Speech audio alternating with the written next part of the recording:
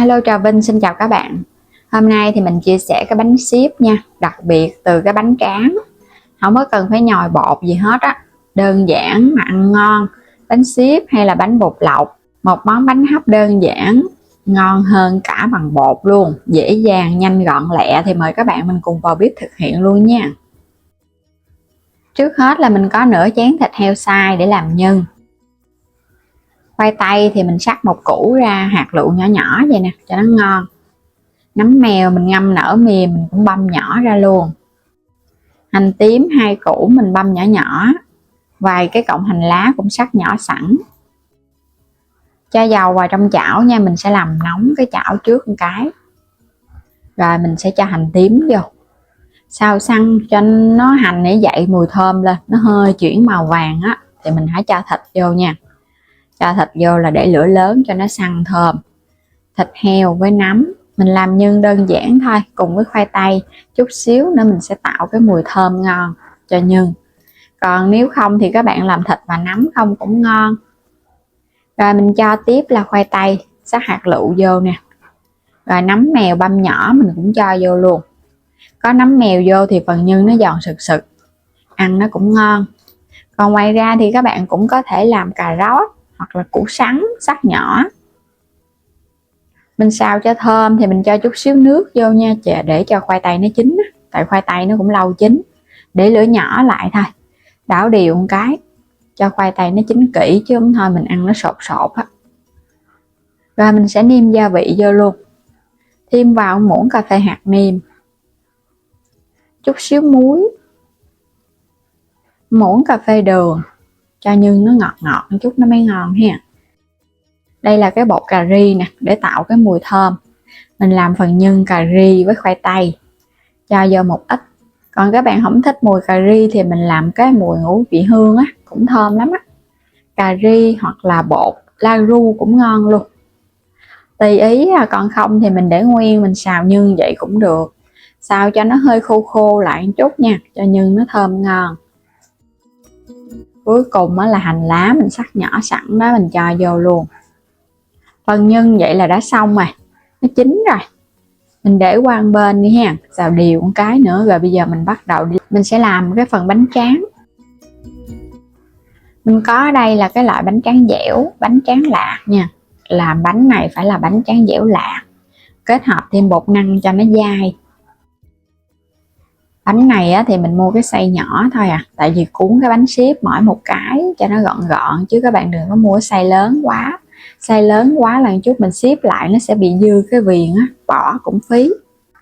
Bánh lạc dẻo, bánh này là làm hoàn toàn từ bột năng, cho nên là cái bánh nó dai ngon lắm. Mình dùng thêm chút xíu bột năng nữa cho nó kết dính. Mình sẽ thấm mỗi một cái bánh là 2 miếng bánh tráng, để xếp vô một cái bánh nó mới dày, mình làm lên nó mới ngon. Còn các bạn làm một cái bánh là nó mỏng quá, chút nữa mình xếp nhân á, sợ nó dễ bị bể. Thấm ướt nước cho nó đều hết luôn ha. Rồi mình chất nó qua bên đây. Rồi mình thấm thêm một cái nữa đi. Cho chút xíu bột năng mình rắc lên để cho nó đừng có bị dính. Chút mình xếp cái bánh lại mình chất qua nó không dính. Còn nếu các bạn không dùng bột thì mình xếp cái bánh xong á, mình quét chút dầu ăn cũng được nữa. Rồi bây giờ múc nhân cho vô giữa nè. Nhân mới xào nó cũng còn nóng.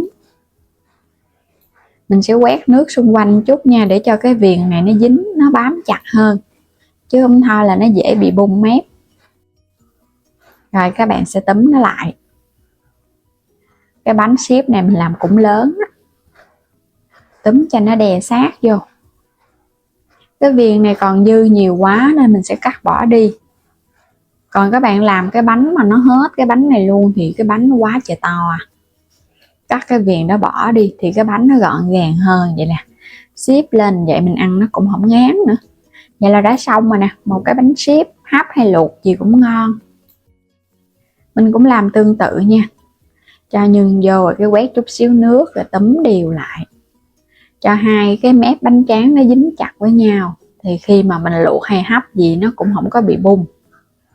Cái viền bánh tráng này các bạn có thể mình luộc chín lại, luộc sơ qua đó cho nó chín lại, mình ăn cùng với nhân và nước mắm cũng giống như là ăn bánh ướt vậy đó, cũng ngon luôn.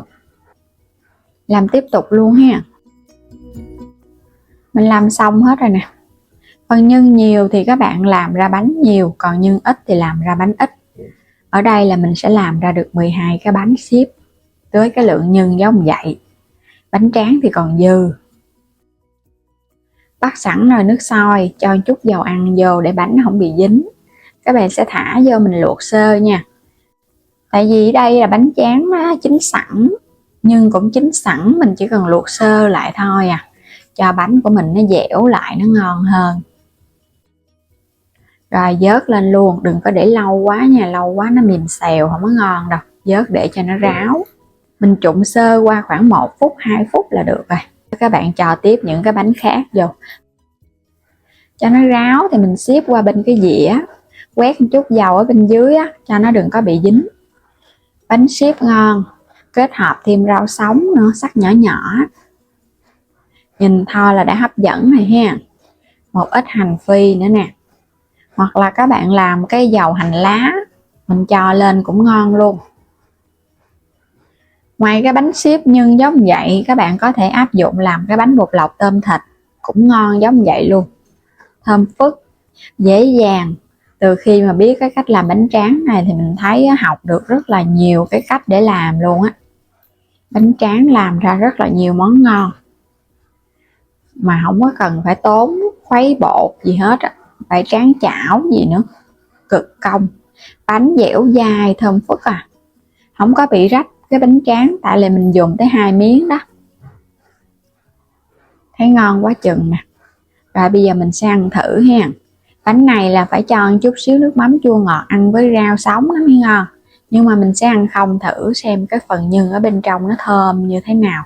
Tại vì mình có cho khoai tây á, nó bùi bùi, thêm thịt và nấm nữa. Thơm cái mùi bột cà ri quá chừng luôn. Giống như các bạn ăn bánh xếp cà ri vậy đó. Chan thêm chút xíu nước mắm thì nó không ngán. Ăn không á, thì mình ăn cũng ngon, nhưng mà nó sẽ hơi ngán một chút. Cho một chút nước mắm giá trộn lên, ăn như là ăn bánh cuốn cũng ngon lắm. Nhìn thấy đơn giản mà ăn ngon, bỏ ra ít phút thì ai cũng có được món ngon ngay tại nhà. Phần nhân thì có thể biến tấu tùy theo sở thích nha. Các bạn không thích loại nhân này thì cũng có thể cho thêm nhân khác, tùy ý à. Và đến đây thì cảm ơn các bạn đã luôn theo dõi ủng hộ kênh. Vui lòng đăng ký ủng hộ Alo Trà Vinh và Alo Trà Vinh 2. Và mời các bạn bấm vào góc trái video xem sản phẩm lựa chọn, mua ủng hộ mình với ha. Cảm ơn các bạn rất nhiều. Xin chào và hẹn gặp lại ở những video tiếp theo.